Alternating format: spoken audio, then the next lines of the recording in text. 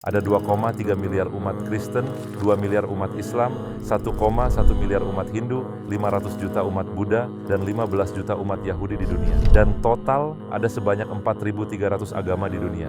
Kalau begitu, beberapa orang mungkin bertanya, mengapa aku harus pilih Islam dari sekian banyak agama? Bagaimana kita tahu Islam adalah agama yang tepat? Apakah bisa kita buktikan secara rasional? Kita akan jawab dengan teknik yang sangat menarik dikembangkan oleh filsuf Descartes. Teknik ini disebut skeptisisme Cartesian. Singkatnya dia mengatakan, semisal kamu punya sekeranjang penuh berisi apel, kamu masukkan tanganmu ke dalam keranjang dan mengambil apel yang bagus. Lalu kamu masukkan lagi tanganmu, namun kali ini kamu mendapat apel busuk, jangan lanjut mengambil apel satu persatu untuk membuang yang busuk. Jangan repot-repot memeriksa mana yang bagus dan mana yang busuk. Sebaliknya, kosongkan seluruh keranjang, lalu masukkan kembali ke dalam keranjang apel-apel yang bagus. Mari kita terapkan teknik ini pada persoalan tadi. Lagi pula, apa mungkin kita periksa satu persatu 4.300 agama? Aku rasa tidak. Lalu mari kita lihat petunjuk di alam semesta menggunakan akal dan logika. Kita tentukan syarat-syarat yang harus terpenuhi dalam agama yang benar dengan menggunakan ini. Petunjuk ini memberi kita jawaban dari pertanyaan, mengapa Islam?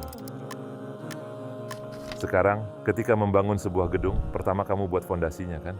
Ada tahapan yang harus dilalui. Dalam persoalan ini, kita perlu eliminasi tahap demi tahap dimulai dari fondasinya. Oleh karena itu, tahapan kita adalah, apakah Tuhan itu ada? Apakah agama diperlukan? Dan jika agama diperlukan, apakah harus ada kitab suci dan rasul? Pertama, mari kita perhatikan fondasi bangunannya, yakni pertanyaan tentang apakah Tuhan itu ada atau tidak. Kamu mungkin memikirkan banyak metode berbeda untuk membuktikannya. Namun kali ini, kita cari jawaban pertanyaan tadi melalui alam semesta yang kita semua lihat. Sekarang, dengarkan baik-baik agar mengerti contoh yang akan aku jelaskan. Menurut ilmu fisika, jika terjadi suatu tindakan, maka harus ada kekuatan yang mampu melakukan tindakan tersebut. Artinya, apapun yang aku lihat sebagai pelaku tindakan, harus punya kekuatan yang cukup untuk melakukan tindakan tersebut. Contohnya, jika aku lihat seorang bayi menarik pesawat, aku akan mencari pelaku lain dari tindakan tersebut, karena bayi tak mungkin bisa melakukannya. Aku akan berpikir ada sistem mekanis yang menggerakkan pesawat dan lainnya. Meski mataku melihat bayi yang menarik pesawat, pikiranku akan segera berpendapat bayi tidak punya kekuatan yang cukup untuk menarik pesawat. Aku akan mulai mencari pelaku sesungguhnya yang mampu melakukannya di balik bayi itu, dan itu masuk akal, kan? Sama seperti contoh ini, ketika kita lihat alam semesta, misalnya kita lihat sapi sebagai pelaku dari tindakan memproduksi susu. Sapi itu tidak tahu asam amino dalam susu yang dihasilkannya. Dia juga tidak tahu kebutuhan tubuh manusia yang akan meminumnya, tapi mampu menghasilkan susu yang dibutuhkan. Terlebih lagi, produksinya dengan mengonsumsi sesuatu yang sepertinya tidak ada hubungannya.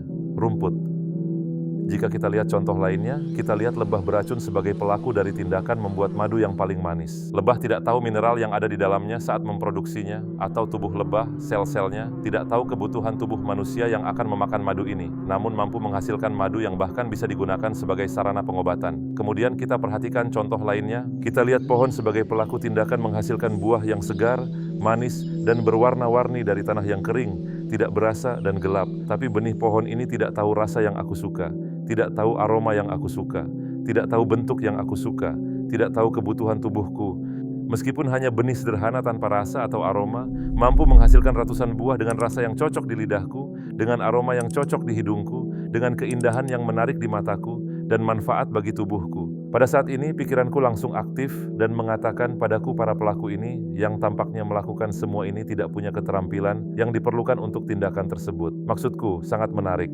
Hal-hal tersebut memberikan orang lain sesuatu yang tidak mereka miliki. Tapi biasanya, itu tidak mungkin. Mari kita pikirkan contoh seperti ini. Misalkan kain di tanganku ini adalah tirai, dan kamu tidak melihatku. Tirai ini mengambil pulpen dan menulis puisi, dan menggambar di sini. Semua akan bilang pulpen itu rupanya digerakkan oleh kain itu. Namun secara logis, kita harusnya berpikir bahwa ada kekuatan di balik kain itu, di balik penyebab yang terlihat. Sama seperti dalam contoh ini, semua tindakan yang tadi dijelaskan menunjukkan adanya pencipta yang mengendalikan semuanya di belakang layar. Jika kita bisa memahami sepenuhnya contoh-contoh tadi, barulah kita bisa melihat dengan mata batin kita bahwa ada pencipta, dia yang mengenal kita, yang bertindak di balik tirai, dan membuat semua ini terjadi sesuai kebutuhan kita. Sekarang, setelah tahap pertama sudah jelas, agama-agama seperti Buddha, Jainisme, dan keyakinan filosofis seperti ateisme, agnostisisme, naturalisme, dan skeptisisme dapat dieliminasi. Karena harus ada pencipta apapun sebutannya. Sekarang, menuju ke tahap kedua. Di sini kita akan menggunakan metode perbandingan dengan ilmu logika. Kira-kira seperti ini. Saat kita perhatikan di sekitar kita, kondisi berikut selalu ada dimanapun. Jika ada sebuah karya, sebuah produk di hadapan kita, yang paling tahu tentu adalah orang yang membuatnya. Lalu, ketika ada yang akan membahasnya, orang yang paling layak bicara adalah orang yang membuatnya. Contohnya, ketika aku membeli ponsel, ada buku panduannya kan? Dengan menyertakannya, perusahaan pembuatnya berkata kepadaku, kami yang membuat ponsel ini. Maka secara logika, kami yang paling tahu sampai ke detail terkecil. Dan dengan menyertakan panduan ini, kami menunjukkan faktanya. Bahkan produk sederhana pun punya. Kemudian pikiran kita bertanya, ketika ada panduan bahkan dalam karya sederhana, apakah mungkin sang pencipta alam semesta yang menciptakan manusia dan mengirimnya ke dunia tidak mengirimkan panduan pengguna yang dapat memandu mereka? Sepanjang sejarah, seluruh umat manusia menanyakan pertanyaan-pertanyaan berikut. Siapa aku? Dari mana asalku? Kemana aku akan pergi? Apa tujuanku dalam hidup ini? Apakah mungkin sang pencipta memberiku akal sehingga aku bisa bertanya-tanya, tapi tidak memberiku pesan yang berisi jawabannya? Tentu saja dia tidak akan membiarkan kita tersesat tanpa informasi. Dia akan sampaikan, beritahu kita tentang kehendaknya, dan kirim buku panduan yang menunjukkan jalannya. Maka kita mengerti agama yang kita cari harus berdasarkan buku, harus memiliki panduan. Dan dengan tahap kedua, kita mengeliminasi agama seperti Shintoisme, atau kepercayaan seperti Ietzisme, Panteisme, dan Nihilisme. Lalu jika aku bertanya padamu, menurutmu apakah buku saja sudah cukup? Di sekolah kita diberikan buku. Apakah sudah cukup? Bukankah kita juga perlu guru untuk mengajarkannya? Bahkan, kita perlu guru yang tidak hanya mengajarkan buku itu, tapi juga mengumpulkan siswa di kelas dan membuat mereka tertarik pada buku itu, meskipun ada siswa yang tidak mau mendengarkan. Kurang lebihnya kamu pasti sudah paham yang aku maksud dengan analogi ini. Seperti guru yang menjelaskan bukunya dengan memberikan contoh dan narasi, mengatur ketertiban di kelas. Agama yang kita cari juga membutuhkan pemimpin pengarah, seorang utusan Tuhan. Kita juga bisa berpikir seperti ini. Di setiap bidang, ada ilmu teoritis dan ada penerapan praktiknya. Teks yang tertulis di buku adalah ilmu teoritis. Jadi diperlukan seseorang untuk menunjukkannya menjadi tindakan, diterapkan dalam situasi kehidupan nyata. Ketika ada yang bertanya, bagaimana agar cara hidupku sesuai dengan tujuan hidupku, sesuai dengan pedoman hidupku? Dia perlu mengikuti teladan yang menunjukkan cara melakukannya sehingga dia juga bisa melakukannya sendiri. Jadi jika kita kembali ke contoh guru tadi, tidak hanya cukup tahu teori-teori matematika. Penting untuk melihat dan mempelajari cara menggunakan dan menerapkannya. Tidakkah menurutmu lebih masuk akal adanya Rasul sebagai pemimpin? Bahkan ada contoh serupa di dunia hewan. Misalnya, ketika kita perhatikan sarang lebah, kita lihat koloni yang hidup sebagai sebuah komunitas dan melakukan tujuan bersama. Ratu lebah ditunjuk sebagai pemimpin koloni itu. Atau jika kita perhatikan koloni semut yang melakukan tujuan bersama, kita akan lihat ratu semut sebagai pemimpinnya. Apakah mungkin bagi Allah yang tidak membiarkan koloni ini tanpa pemimpin, pembimbing, kemudian membiarkan manusia tanpa panduan? Kita bicara tentang manusia, makhluk hidup yang paling berharga, jauh melampaui semut dan lebah. Allah telah menciptakan ratusan rasa untuk lidah mungil manusia. Apakah mungkin dia membiarkan umat manusia mengembara tanpa tujuan? Apakah mungkin dia tidak memberi petunjuk dengan mengirimkan seorang utusan? Jika kita sudah memahami contoh ini secara menyeluruh, dengan tahap ketiga ini kita mengeliminasi agama seperti Hinduisme, Kaudaisme, kepercayaan Druz yang tidak beriman kepada utusan manapun. Aku juga ingin menegaskan bahwa agama yang kita cari perlu menyebutkan mukjizat para utusan tersebut. Di awal tadi kita sebut ada 4.300 agama di dunia. Ketika kita terapkan ketiga kriteria ini dan memilah semua agama dan keyakinan filosofis yang sumbernya bisa kita akses, yang tersisa hanyalah 3 agama, Kristen, Yahudi, dan Islam.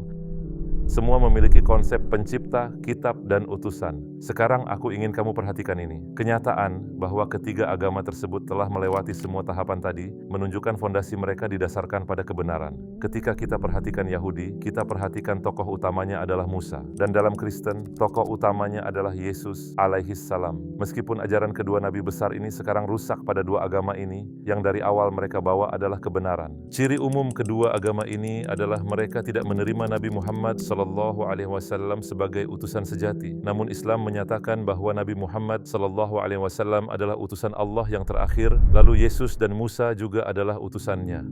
Berdasarkan kenyataan ini, kita dapat menyimpulkan bahwa jika kita bisa membuktikan Nabi Muhammad SAW adalah utusan yang sesungguhnya, maka Islam akan terbukti sebagai satu-satunya agama yang benar, dan Musa alaihissalam serta Yesus alaihissalam datang menyampaikan pesan yang sama dari Allah Subhanahu wa Ta'ala. Ya, pada saat inilah banyak bukti yang muncul di benak kita. Salah satu bukti yang paling penting adalah kehidupan beliau. Bayangkan, beliau hidup di antara umatnya selama 40 tahun sebelum kenabiannya. Selama 23 tahun hidupnya sebagai Rasul, beliau berada di garis depan di antara orang yang sama. Dan setiap tindakan beliau diperhatikan. Kita akan melihat apakah orang tersebut pembohong atau tidak. Logikanya, kita tahu orang-orang yang dekat dalam pangkat dan kedudukan bisa saling meniru.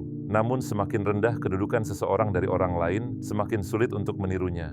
Misalnya, pikirkan tentang Ibnu Sina, juga dikenal sebagai Avicenna di Barat. Seorang jenius kedokteran yang bukunya telah diajarkan di universitas di seluruh dunia selama berabad-abad. Menurutmu seberapa bagus orang yang bodoh bisa meniru dan berpura-pura menjadi Avicenna? Jika dia pergi ke suatu kota dan berkata, "Aku Avicenna," berapa banyak orang yang akan percaya padanya? Setelah beberapa waktu, orang-orang yang bersamanya akan menyadari bahwa dia pembohong dari sikap dan tindakannya. Ya kan? Seorang penipu yang miskin tidak bisa meniru sultan. Dalam waktu singkat, segala tentang dia akan menunjukkan bahwa dia penipu. Katakanlah dia bisa menirunya, tapi sampai kapan dia bisa terus menipu orang? Setelah beberapa saat, kebohongannya akan terungkap, entah bagaimana caranya. Mari kita mengambil perbandingan logis ini dan menerapkannya pada Nabi Muhammad SAW. Agama yang beliau bawa mengatakan berikut tentang beliau: dia adalah manusia yang Allah jadikan Rasul di antara banyak manusia, utusan Allah yang terakhir yang telah dikirimkan kepada seluruh umat manusia, manusia yang paling unggul dan paling bermoral. Sekarang ada dua kemungkinan di sini. Antara memang benar seperti itu adanya, atau beliau seorang pembohong. Tapi kamu harus ingat, yang menyatakan beliau sebagai pembohong tidak bisa menerima beliau sebagai pembohong biasa, tapi harus menerima beliau sebagai pembohong terbesar dalam sejarah, karena berbohong tentang berada di posisi yang begitu tinggi. Kamu harus menerima beliau sebagai seseorang yang tidak menerima Tuhan, tidak takut akan mendapat hukumannya, dan berbohong atas nama Allah. Misal benar seperti itu, mungkinkah beliau bisa bertahan selama 23 tahun? Mungkin ada yang berpendapat bahwa Rasul SAW hanya berhubungan dengan beberapa orang, tapi sama sekali tidak benar. Semasa hidup beliau sebagai Rasul, orang-orang di sekitar, ribuan orang, telah mengamati setiap aspek diri beliau satu persatu. Kita tahu dengan tangan mana beliau makan, beliau melangkahkan kaki mana ketika memasuki suatu tempat, sampai ke urutan beliau memotong kuku. Maksudku, mereka memerhatikan beliau dengan saksama.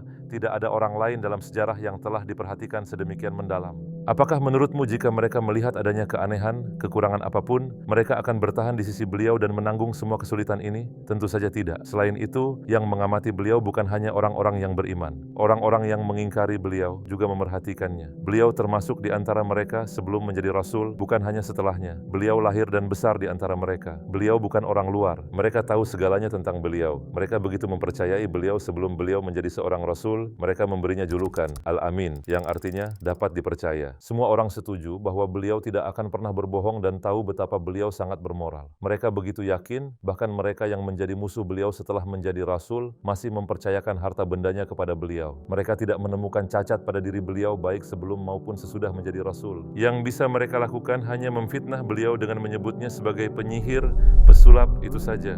Jika seseorang berbohong, beliau pasti ingin mendapat keuntungan, ya kan? Namun tidak ada keuntungan apapun yang beliau dapatkan. Malah sebaliknya, banyak kesulitan yang beliau hadapi. Beliau puasa selama berhari-hari. Terkadang beliau puasa tanpa sahur dan berbuka karena kemiskinan. Aisyah radhiyallahu anha berkata, terkadang tidak ada makanan yang dimasak di rumah beliau selama 2 bulan. Beliau makan kurma. Beliau berdoa, sholat berjam-jam di malam hari. Apa itu sholat tahajud? Bukankah bangun dari tidur di sepertiga malam terakhir dan sholat? Bagi umat Islam ini sunnah, optional. Namun bagi Rasul SAW itu fardu, wajib. Mengapa beliau memaksakan diri begitu keras pada malam hari ketika tidak ada orang yang melihat, hanya untuk berbohong? Beliau mengamalkan agama yang dibawanya selama 23 tahun lebih baik dari siapapun, beribadah lebih dari siapapun, berhati-hati agar tidak melakukan dosa lebih dari siapapun. Bisakah pembohong terbaik di dunia punya sedikit saja sifat-sifat seperti ini? Di mana keuntungan dari semua ini? Apakah beliau melakukan ini demi status, uang, wanita? Semua ini ditawarkan oleh pihak lawan, dan beliau selalu memberikan jawaban yang sama. Seandainya kamu letakkan matahari di tangan kananku dan bulan di tangan kiriku, aku tidak akan meninggalkan dakwah ini. Maksud ucapan beliau, perjuanganku bukan untuk keuntungan duniawi. Seandainya kamu memberiku bukan hanya itu, tapi seluruh dunia, bahkan bulan dan matahari, aku tidak akan menyerah. Beliau menerima ancaman pembunuhan sepanjang hidupnya. Beliau berulang kali menjadi sasaran upaya pembunuhan yang gagal. Tak satu pun dari mereka berhasil, dan beliau meninggal di tempat tidurnya. Mengapa beliau mau menghadapi semua ini? Hanya demi kebohongan? Mengapa beliau tahan dilempari batu, menjadi sasaran cacian dan hinaan? Banyak sekali bukti dari kenabian beliau. Tapi yang paling penting, kehidupan beliau, cara beliau berperilaku, sudah lebih dari cukup untuk membuktikan kenabian beliau. Seperti yang kita katakan di awal, antara beliau mengatakan yang sebenarnya atau beliau seorang pembohong. Jika kita ditanya, apakah orang seperti itu pembohong, ataukah yang menyebut orang ini pembohong-pembohong yang sesungguhnya? Apa pertanyaan seperti ini perlu dijawab? Ketika kita perhatikan semua ini, kita mencapai kebenaran yang selama ini kita cari sepanjang hidup kita, yakni Sang Pencipta yang kita cari adalah Allah Subhanahu wa Ta'ala. Kitab yang kita cari adalah Al-Quran, dan Rasul yang kita cari adalah Nabi Muhammad SAW. Ingat pertanyaan kita tadi di awal. Mengapa Islam dari 4.300 agama? Inilah alasannya.